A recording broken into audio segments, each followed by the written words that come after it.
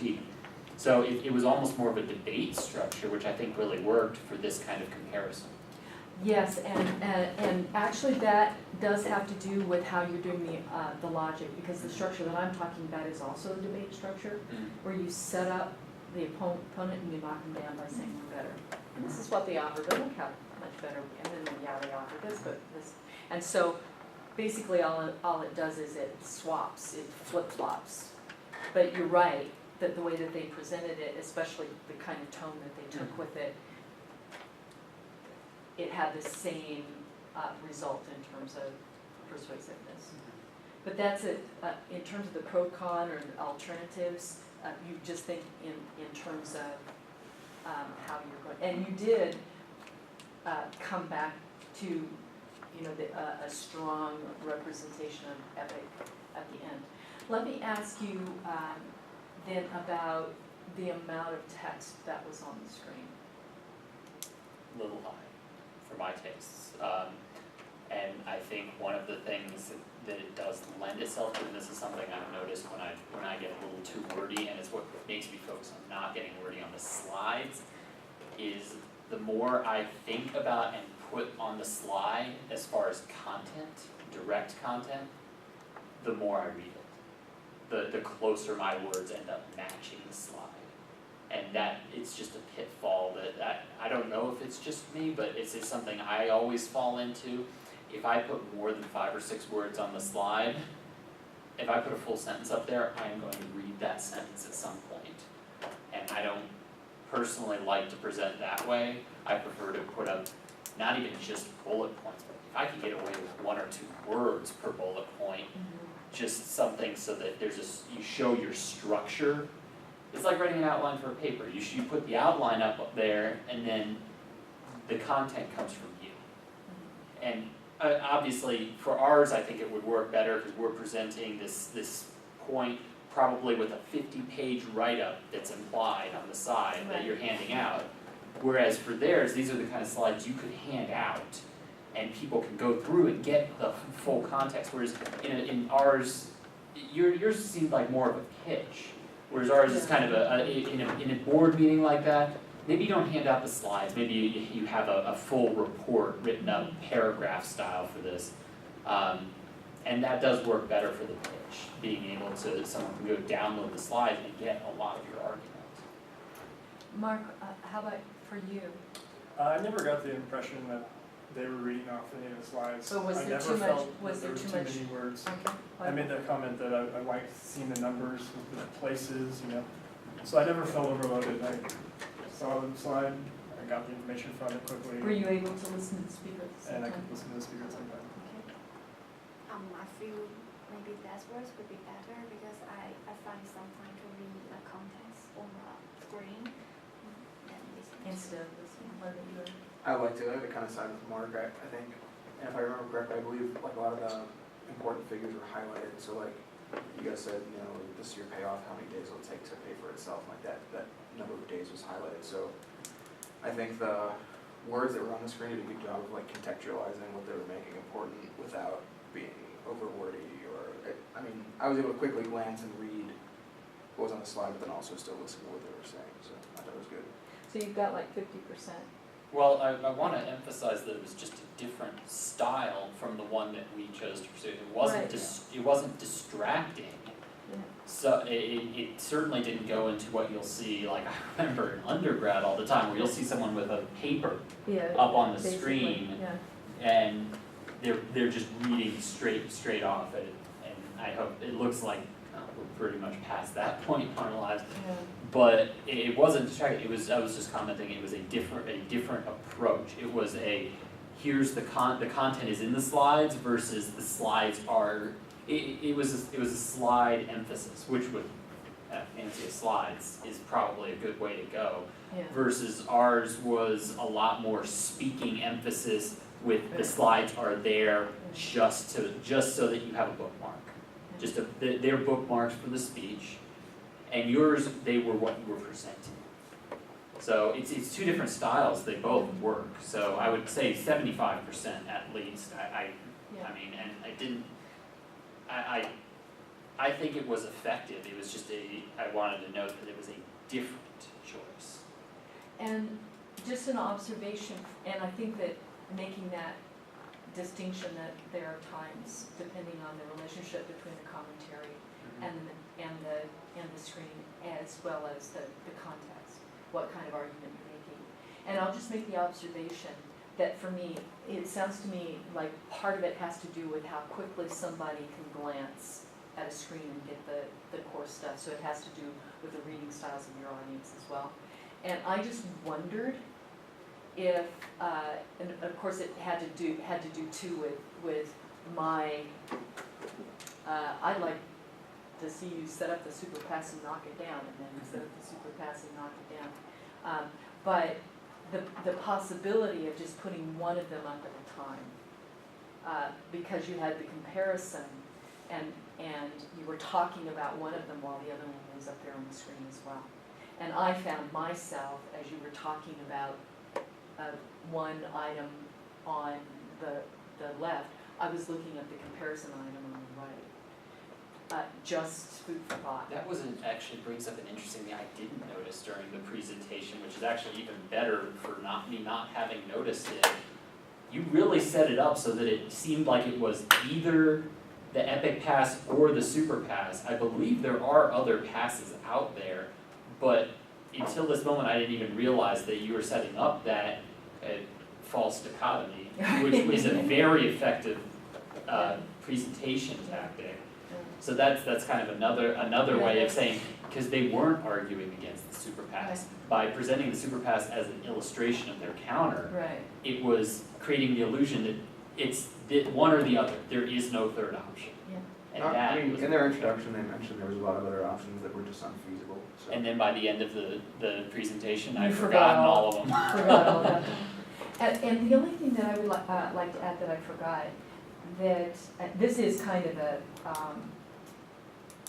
design thing, my first comment, but consider some kind of a slide for the Q&A instead of blank.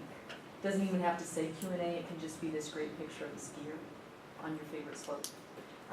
Consider that, some kind of backdrop, and a stronger closing after a Q&A. That you've got your Q&A, there are no more questions, and then something that actually closes out the presentation. We're going to have to move on to give a little bit of time to delivery. If you all can stay, we're 10 minutes over. Do you need to A go? little bit, like, yeah. No, if you need to, If- if you need to go, as long as we're not going like another half hour. oh, absolutely not. We can do this in 3 minutes if we're efficient. So, Eric, delivery comments. I don't have anything bad to say. Everybody was confident, nobody did anything super distracting or anything like that. I mean, Yes, Jeff did this once. yeah, but no one did anything. I mean, I would think the only issue I really run into with anyone's delivery ever, and I'm not talking about in this room, but like, is if people do something that's so distracting that I can't focus on what's on, either on what they're saying or what's on the screen, then I think that's something to address, but really nobody had that issue, so. Okay. I think they are very confident because I got numbers in front of people, but I think all of them four, they confident and they speak clear and they have good eye contact. Yeah. The good news for you incidentally is that you don't look like you're nervous, so remember that. That's important. Mark? Everyone was enunciating, so everyone's delivery was clear, easy to understand, so. No? Okay. I guess I'll be the Jeff of the group and make an observation that is, not negative, but something you should look out for. All the guys had their hands in your pockets during this presentation. If you're hiding your hands, it's weak. And that it appears weak to the person you're speaking to. If you have to put your hands there, thumbs in the pocket is a much stronger position. Hands in the front, or I like hands behind because it draws your shoulders back and presents your chest. So for a guy, it's actually a very powerful neutral stance. If you're not talking with your hands or clapping up a storm, still hands in front, clasp, behind the back or even thumbs in the pocket if you're trying to go casual, but hands in the pocket sends a weak signal. Or Body the posture-wise. signal that this is super casual, and they're. No, that's kind of what I'm saying, like the thumbs in the pocket sends that same signal, but body language wise, the hands in the pocket, it actually makes you appear weaker as a body posture, like it's not, it's like how having your hands like this makes you appear defensive. Well, and I think that there are exceptions, and one of the things that to keep in terms of your observation of speakers is that there will be, for instance, this for a number of years has been said that this looks like you're closed off from people, and studies have shown that a lot of people actually see that as a position of strength, somebody who's confident. So, go figure. That the studies show different results, but I think that I think one of the most one of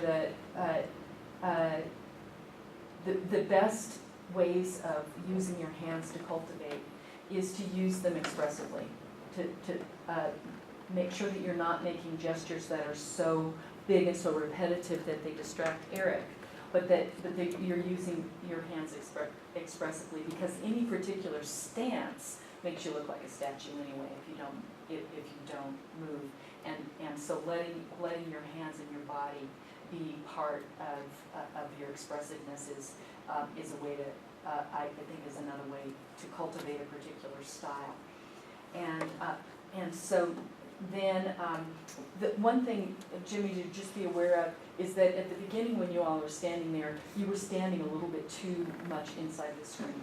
Oh. So however you guys are going to position yourselves, just make sure that you're in the same position on either side of the screen and that you're not covering the screen. But all of you have this very familiar easy style, so that there was consistency, just as there was with this group, there was consistency in style. And a consistency too in terms of sort of this casual enthusiasm about what you were talking about, saying a little bit of we know, but that was great. Can't read them. Oh, you also can, Jimmy, a little bit. I don't think you needed to look at the laptop screen as much as you did. I think you knew the material better than that. So just be aware that you're glancing down until you know, and then you keep your head up. Because the laptop screen is the same as the screen behind you. That temptation, once you've seen it, to return to it even though you don't really need to. And so being aware of that. And Lawrence, at the very beginning, you were standing in the light of the projector.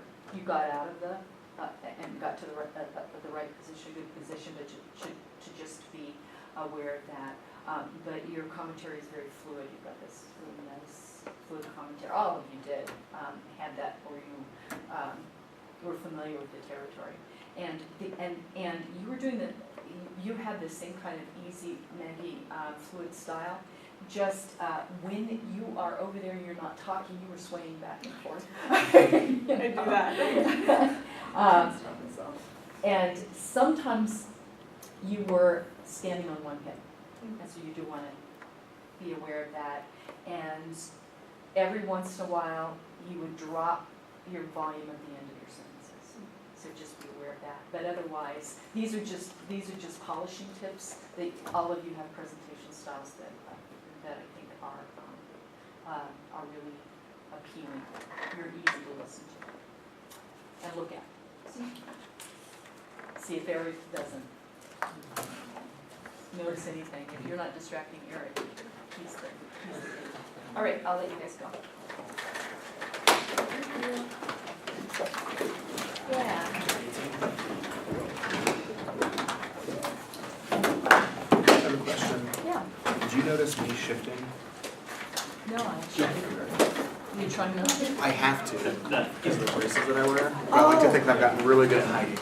Oh, That's no, right. no, I didn't notice that at Aim for all. pocket No, in pace. fact, one of Because the, I am doing it, but I've gotten really good at it. no, and that's, and actually shifting a little bit is good anyway, because you don't, as I say, wanna look like a statue, and it becomes part of your expressiveness. So no, I didn't see that at all. In fact, one of the adjectives that I wrote down in your column was that you have a really solid stance. You feel I don't actually know if it's a problem.